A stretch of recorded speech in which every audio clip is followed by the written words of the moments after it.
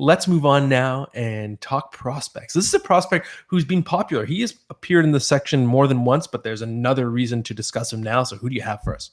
Yeah, I love talking about Lukas Reichel, and last time talked about him, he was just getting called up from Rockford. It was going to be playing with the Blackhawks. I thought he looked great with the Blackhawks, but he's never going back to Rockford. It was very nice when I got to see him in the AHL this year. I will never see that again because he's going to be playing with Connor Bedard next year with the Blackhawks.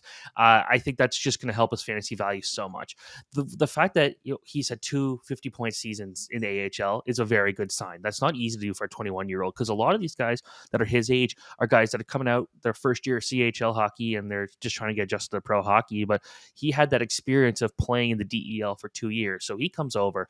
We saw him play a bit at the Blackhawks last year, but mostly for Rockford. He puts up 21 goals last year, 20 goals this year. We know he can score. It is not easy to put up points like that at his age. Usually guys that are putting up 50, 60, 70 points are guys that have been in the league for a long time.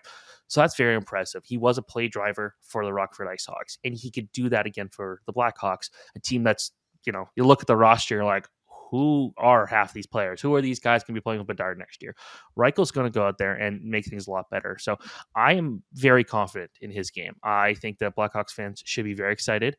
He was drafted 17th overall in 2020, and to me, if we're doing a redraft, might be a top 10 prospect. So I think that the Blackhawks, as they start to move up, they got a really good prospect pool. Reichel's kind of one of those first real of this new era of the Blackhawks, one of the first real promotions to full-time duty, graduations, I should say.